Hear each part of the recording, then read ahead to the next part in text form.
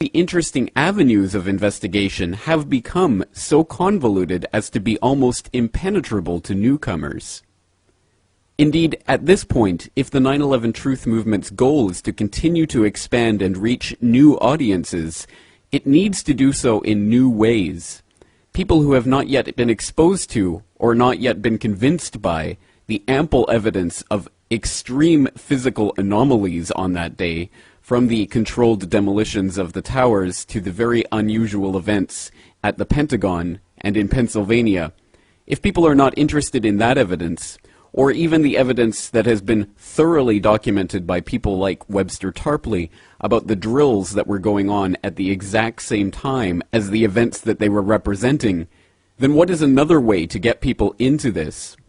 Of course, the investigation into the physical anomalies of that day is still of prime importance, but the research into those physical anomalies has now become so voluminous, so convoluted and impenetrable to outsiders or newcomers to the movement, that the impression is given that only credentialed experts could possibly decipher what really happened on that day. Likewise, many other avenues of investigation have been exhaustively explored by painstaking researchers like Webster Tarpley, who has done some of the best research on the drills that were taking place on that day that simulated the very events that were happening in real time. But it seems to me that there is another avenue for investigation, one that's often overlooked, yet in fact is one of the easiest to understand at a basic level, and one that offers an extremely fruitful area of investigation. In fact, perhaps the base of all serious criminal investigations on events of this magnitude. People have often heard the refrain, "follow the money," and of course an event like this is absolutely no different, even if you were to believe the official fairy tale of what happened on 9/11. You would still have to admit that following the money is of prime importance. In fact, one of the most important things that we can do to try to unravel what really happened on that day. Unless, of course, you listen to the 9/11 Commission. Yes, of course, the 9/11 Commission says that, don't worry, go back to sleep. There's nothing interesting to look at if you're interested in the financing of 9/11. Here's a quote directly from Chapter 5 of the 9/11 Commission report. Quote, "To date, the U.S. government has not been able to determine the origin of the money used for the 9/11 attacks. Ultimately, the question is of little practical significance. Al-Qaeda had many avenues of funding. If a particular funding source had dried up, Al-Qaeda could have easily tapped a different source or diverted funds from another project to fund an operation that cost $400,000 to $500,000 over nearly 2 years." End quote. Yes, it's of very little practical significance where Al-Qaeda got the money for the attacks from, because Al-Qaeda could have gotten that money from many places, because Al-Qaeda has many different sources of funding, and since Al-Qaeda can get that money from many different sources, we don't have to investigate how Al-Qaeda got that money. Does anyone else get the impression that perhaps the 9/11 Commission report had come to certain conclusions about who did finance the attacks before the report was even written? Yes, I thought so. Well, let's explore some of the very troubling issues related to the 9/11 financing and hopefully, ultimately, come to a better understanding of how the attacks were perpetrated and by whom. And today we'll start with one of the most obvious and basic examples of how one individual stood to make $4.5 billion off of this horrific and tragic loss of life. Silverstein, a commercial real estate tycoon with international political connections, acquired a 99-year lease on the World Trade Center complex in the spring of 2001. Throughout the summer, he reworked the insurance policies on his new property, making sure that it was covered for acts of terrorism. Explicit in the lease agreement was Silverstein's right to rebuild the complex if it were destroyed. After 9/11, Mr. Silverstein fought his insurers in court to obtain double his policy limits for the destruction of his property, maintaining that the double hijacking constituted 2 disasters caused by terrorists, not just one. He won, and was awarded over $7 billion, a magnificent return on his original $15 million investment. Not long after the disaster, Lower Manhattan saw banners like this one. Although they were idolized as cathedral-like symbols of power and triumph that pierced the New York skyline, the Twin Towers were big money losers for the Port Authority of New York.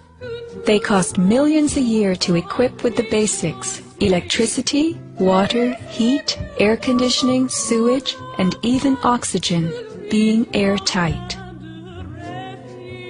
As modern communications connected traders from all corners of the globe, tenancy in the Twin Towers continued to drop. The towers presented another problem. Decades ago, their steel beams had been sprayed with fireproof asbestos, a cancer-causing material banned from use in building in the mid-1980s. Although the World Trade Center complex was given several waivers, it was expected to clean up its act. But to remove the asbestos from every supporting beam in the Twin Towers would have been almost undoable. Quotes for this cleanup ran over $1 billion, and no insurance company was willing to bear the cost. An urban renewal project of unfathomable proportions. Given the tower's issues and problems, September 11th proved an unexpected bonanza. The Trade Center was built in the 1960s to revive a rundown area of New York, and 40 years later, urban renewal could again take place. 2 white elephants were removed, and a brand new complex is in the works. The full height of the new Freedom Tower will soar to 1,776 feet.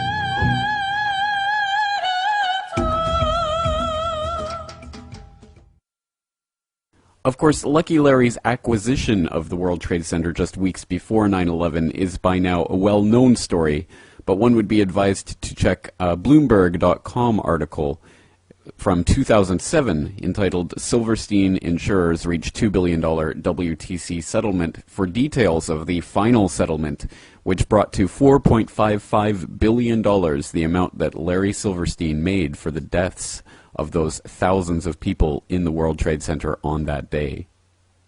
As I say, that story is fairly well known, but another story which is not so well known comes from a report from the Populist Party, PopulistAmerica.com, from April 5th, 2007, Giuliani versus the Firefighters.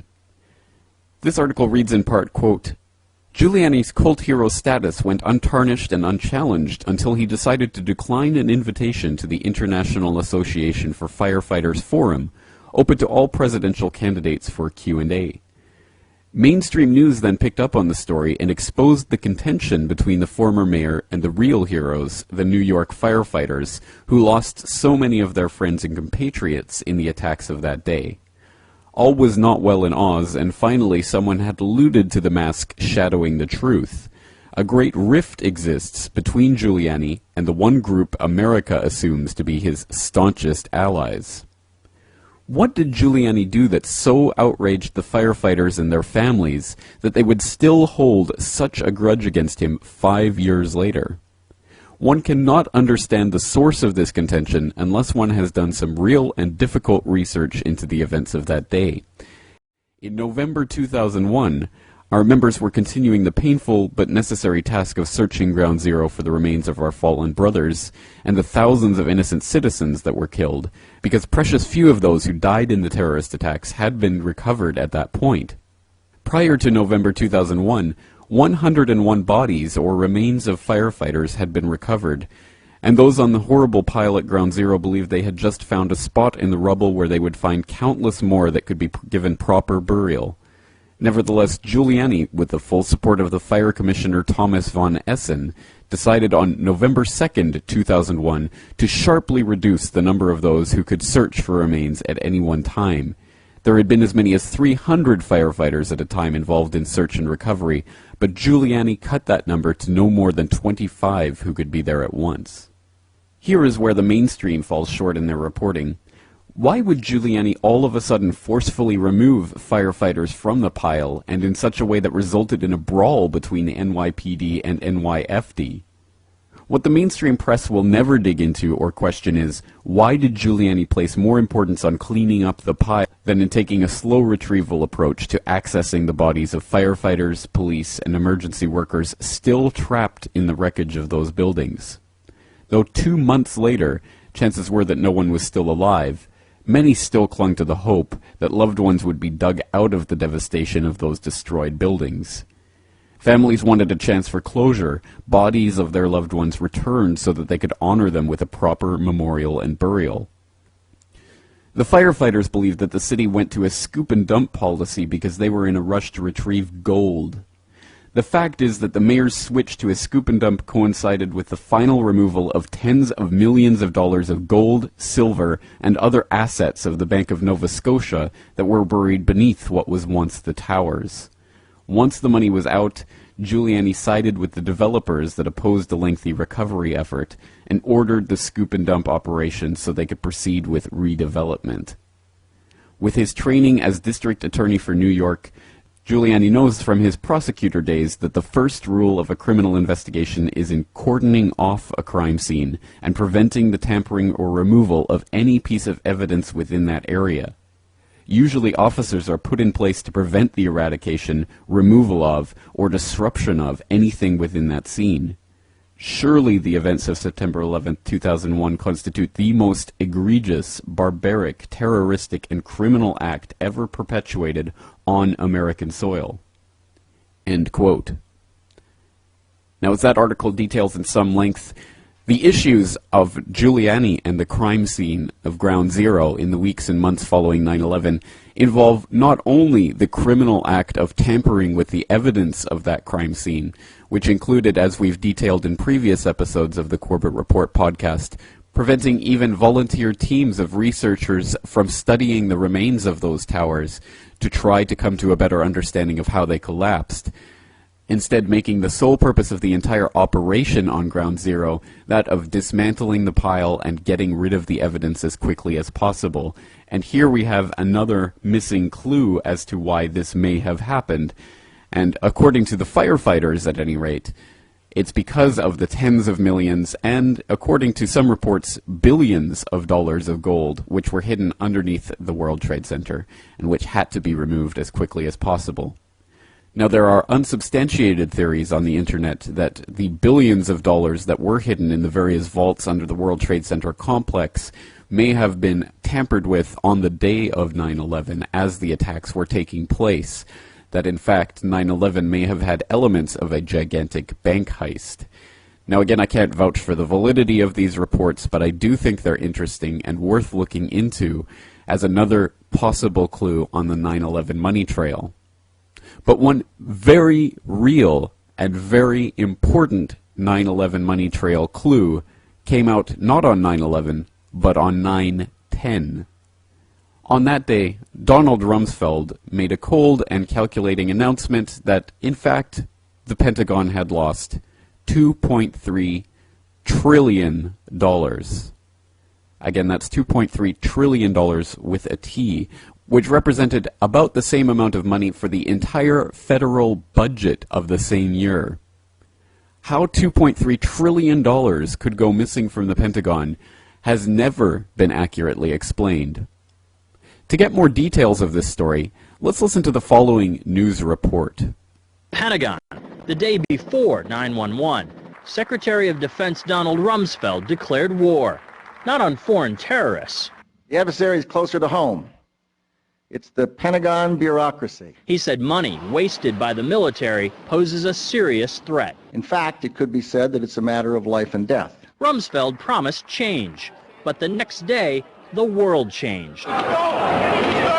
And in the rush to fund the war on terrorism, the war on waste seems to have been forgotten. My 03 budget calls for more than $48 billion in new defense spending. More money for the Pentagon when its own auditors admit the military cannot account for 25% of what it already spends. According to some estimates, we cannot track $2.3 trillion in transactions. $2.3 trillion, with a T. That's $8,000 for every man, woman, and child in America.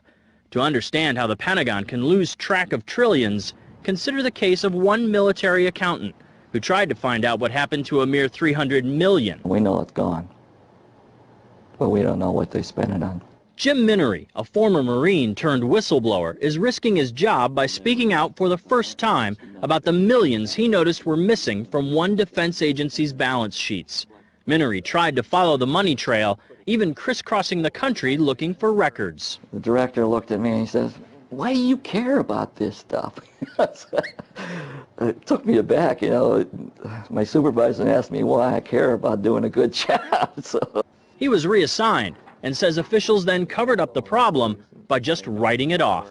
they got to cover it up. That's where the corruption comes in. They've got to cover up the fact that they can't do the job. The Pentagon's Inspector General partially substantiated several of Minery's allegations, but could not prove officials tried to manipulate the financial statements. 20 years ago, Pentagon employee Franklin C. Spinney made headlines exposing what he calls the accounting games.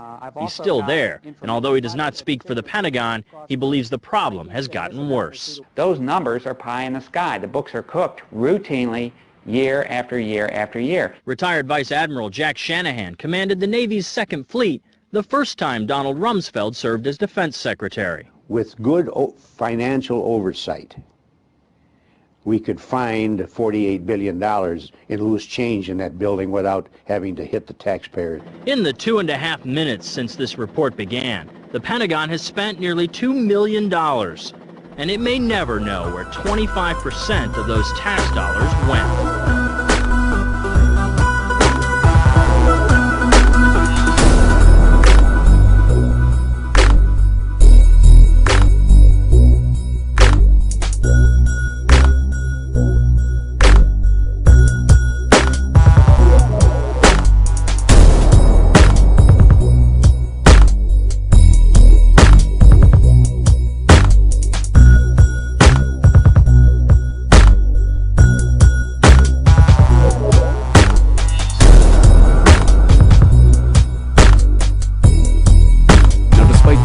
Incredible nature of that admission, $2.3 trillion simply missing from the Pentagon, announced casually the day before 9/11. It was never followed up on in the controlled corporate media, who had other agendas to cover after, of course, the events of that day. One brief bright ray of hope occurred in 2005 when Representative Cynthia McKinney grilled Donald Rumsfeld during the House hearings on the 2006 budget for the U.S. Department of Defense. Let's listen to McKinney as she questions Rumsfeld on the missing trillions and hear Rumsfeld's pathetic response. I thank the gentleman, the gentlelady from Georgia, Ms. McKinney. Oh, thank you, Mr. Chairman. Mr. Secretary, I watched President Bush deliver a moving speech at the United Nations in September 2003, in which he mentioned the crisis of the sex trade. The President called for the punishment of those involved in this horrible business. But at the very moment of that speech, DynCorp was exposed for having been involved in the buying and selling of young women and children. While all of this was going on, DynCorp kept the Pentagon contract to administer the smallpox and anthrax vaccines and is now working on a plague vaccine through the Joint Vaccine Acquisition Program. Mr. Secretary, is it policy of the U.S. government to reward companies that traffic in women and little girls? That's my first question. My second question, Mr. Secretary, according to the Comptroller General of the United States, there are serious financial management problems at the Pentagon, to which Mr. Cooper alluded. Fiscal year 1999, $2.3 trillion missing. Fiscal year 2000, $1.1 trillion missing. And DOD is the #1 reason why the government can't balance its checkbook. The Pentagon has claimed year after year that the reason it can't account for the money is because its computers don't communicate with each other. My second question, Mr. Secretary, is who has the contracts today to make those systems communicate with each other? How long have they had those contracts? and how much have the taxpayers paid for them? Finally, Mr. Secretary, after the last hearing, I thought that my office was promised a written response to my question regarding the 4 war games on September 11th. I have not yet received that response, but would like for you to respond to the questions that I've put to you today, and then I do expect the written response to my previous question, hopefully by the end of the week. Thank you, Representative. First, the answer to your first question is no. Absolutely not. The policy of the United States government is clear, unambiguous, and opposed to the activities that you described. The second question. Well, how do you explain the fact that DynCorp and its successor companies have received and continue to receive government contracts? I would have to go and find the facts, but there are laws and rules and regulations with respect to government contracts, and there are times that corporations do things they should not do, in which case they tend to be suspended for some period.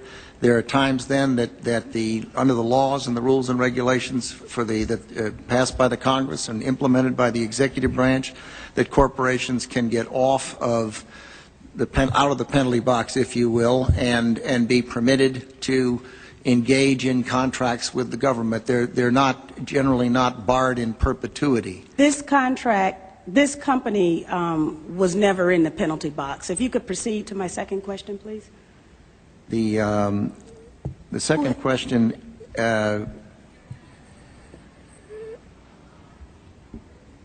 I've forgotten what the second question was. I think Ms. Jonas knows it. Okay.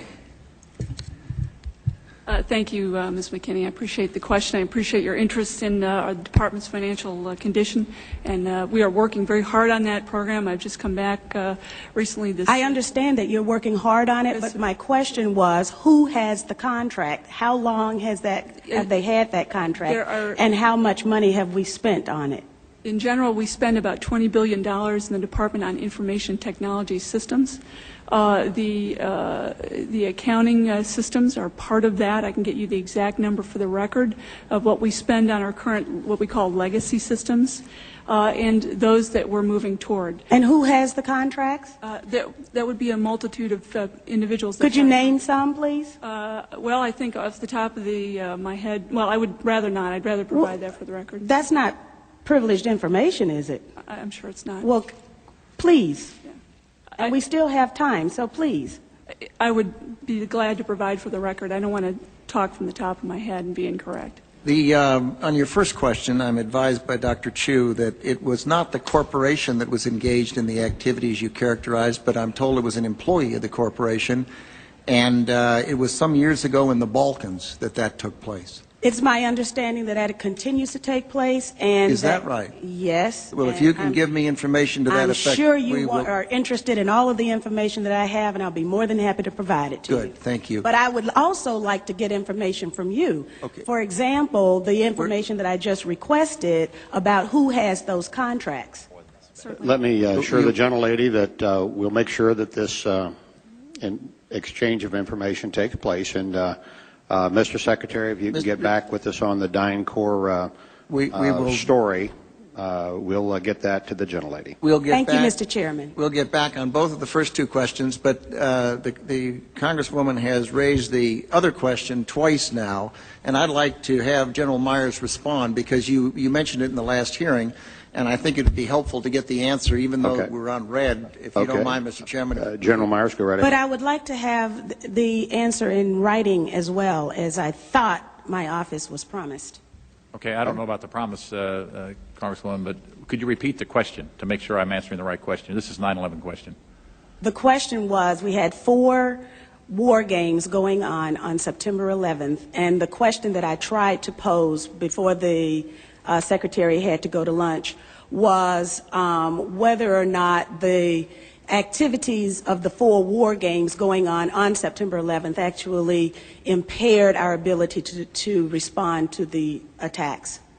The answer to the question is no, did not impair our response. In fact, General Eberhart, who was then the commander of North American Aerospace Defense Command, as he testified in front of the 9/11 Commission, I believe he told them that it enhanced our ability to respond, given that NORAD didn't have the overall responsibility for responding to the attacks today. That was an FAA responsibility.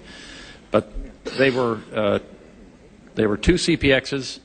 There was one Department of Justice exercise that didn't have anything to do with the other three, and there was an actual operation ongoing because there was some Russian bomber activity up near Alaska. So let me ask you this then. Who was in charge of managing those war games? And General, why don't you give the best answer you can here in a short period of time, and we'll. The gentlelady wants to get a written answer anyway, and then we can move on to other folks. The important thing to realize is North American Aerospace Defense Command was responsible. These are command post exercises. What that means is all the battle positions that are normally not filled are indeed filled. So it was an easy transition from an exercise into a real-world situation. It actually enhanced the response. Otherwise, it would take somewhere between 30 minutes and a couple of hours to fill those positions, those battle spaces, with the right staff officers. Mr. Chairman, begging your indulgence, was September 11th declared a National Security Special Event Day? I'd have to look back. I do not know. You mean after the fact or before the No, because of the activities going on that had been scheduled at the United Nations that day. I'd have to go back and check. Don't know. Thank you. Okay. I thank the gentlelady. The chair would ask the gentleman from South Carolina to indulge us in that I should have called on Mr. Marshall here in the regular order and missed him, and the gentleman was here. So, is that okay, Mr. Wilson?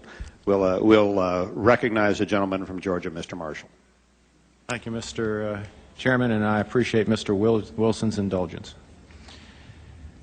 Well, you're going to owe him. Probably not very much. When they analyzed the stock market after 9/11, the CIA discovered a massive shorting of airline stocks. When the stocks hit bottom on 9/12, somebody made a fortune. I gotta be honest with you. When the September 11 situation happened, I didn't know that. And I must say, and I want to say this because I want to take it lightly. It's not a light situation. It's a devastating act. It was really a bad thing. It was one of the worst things I've seen in my lifetime, you know. But I will tell you, and every trader will tell you, who was not in that building and who was buying gold and who owned gold and silver, that when it happened, the first thing you thought about was, well, how much is gold up? The first thing that came to mind was, my God, gold must be exploding. Fortunately for us, all our clients were in gold. So when it went up, they all doubled their money. Everybody doubled their money. It was a blessing in disguise. Devastating, crushing, heart-shattering, but on a financial sense, for my clients that were in the market, they all made money. Now, I wasn't looking for this type of help. But it happened. When the U.S. bombed Iraq back in 1991, the price of oil went from $13 to $40 a barrel, for Christ's sake.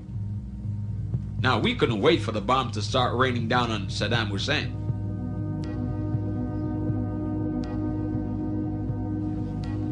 We were all excited. We wanted Saddam to really create problems. Do whatever you have to do. Set fire to some more oil wells because the price is going to go higher. Every broker was chanting that. There was not a broker that I know of that wasn't excited about that. This was a disaster. This was something that was, you know, catastrophe happening, bombing, wars.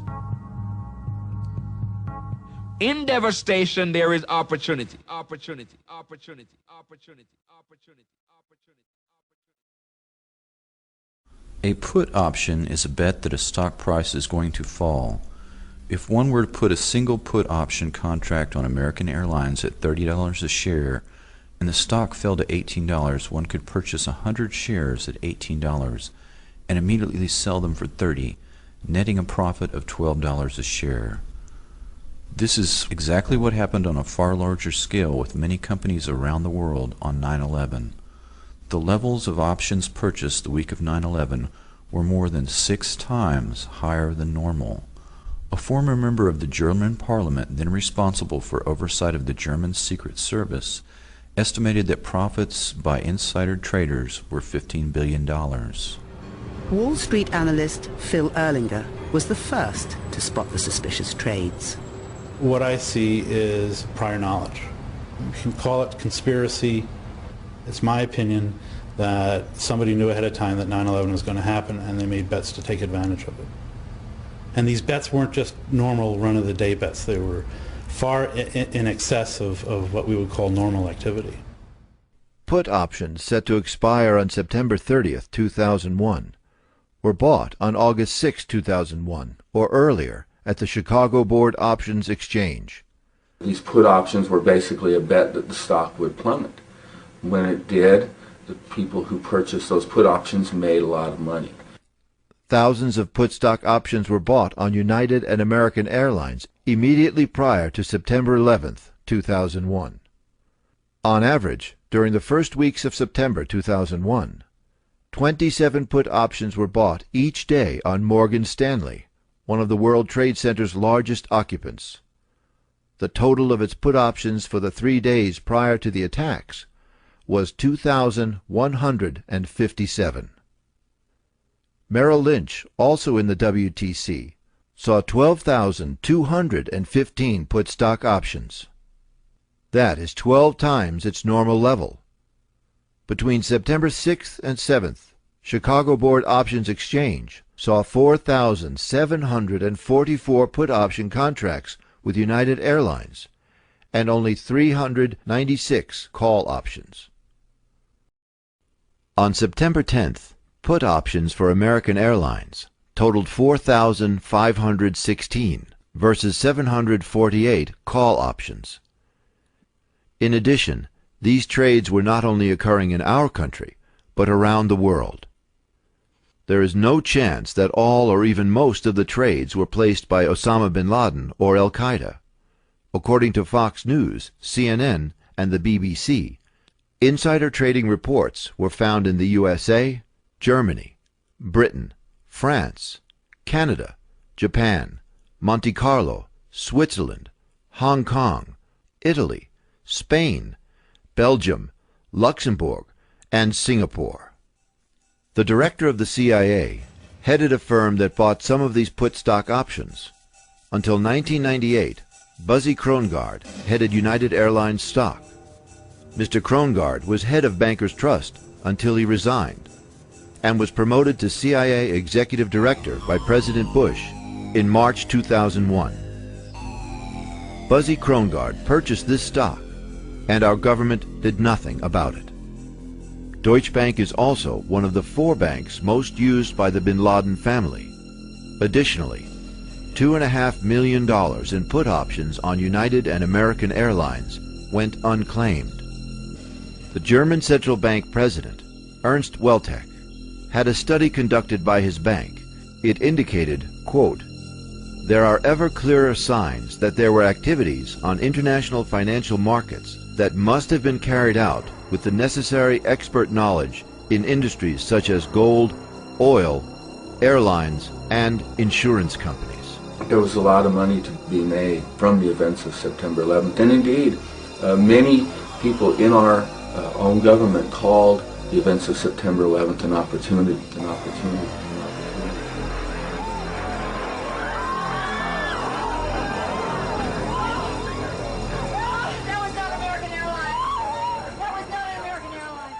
The firm used to place the put options on United Airlines stock was managed until 1998 by the man who is now the number 3 executive director position at the CIA. A.B. Buzzy Krongard became vice chairman of Bankers Trust when the 2 firms merged, and his new position was to oversee private client relationships. Krongard had a special hands-on relationship with some of the wealthiest people in the world in a specialized banking operation that Senator Carl Levin identified as being connected to the laundering of drug money. Bankers Trust was acquired by Deutsche Bank in 1999 to form the single largest bank in Europe. Before 9/11, Kevin Ingram, an executor for Bankers Trust Deutsche Bank, pled guilty to laundering money to finance terrorist operations for groups linked to Osama bin Laden. Deutsche Bank has been a favorite of the bin Laden family and was connected to the hijackers and their support network. Deutsche Bank had corresponding relationships with banks in Bahrain and Kuwait that served George W. Bush when he engaged in illegal insider trading of shares of his company Harkin Energy. Both banks, Kuwait Finance House and Faisal Islamic Bank of Bahrain, had dealt with Al-Qaeda and bin Laden. But when the Bush administration released its worldwide list of suspect financial institutions vowing to track down terrorist financing, neither bank was on the list. Mayo Shattuck III is a powerful force in the financial world. Head of the Alex Brown Deutsche Bank on 9/11, he had previously been involved in Enron, helping them conceal their massive debt, as well as involved in an insider trading scam involving Adnan Khashoggi's Genesis Intermedia immediately before 9/11. He was midway through a 3-year, $30 million contract as head of Alex Brown when the attacks came, and under his management, some of the illegal trades on United Airlines were placed. Mayo Shattuck has taken over Alex Brown operations in 1997 after Krongard had officially gone to the CIA in 1998. Mayo Shattuck III resigned on the day after 9/11.